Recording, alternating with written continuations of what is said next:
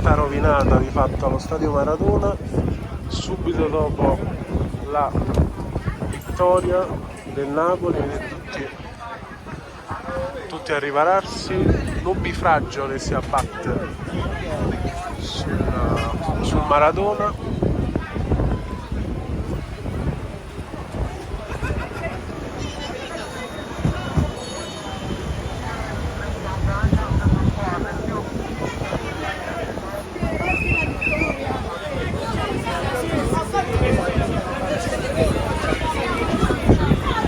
Diluvio in atto allo stadio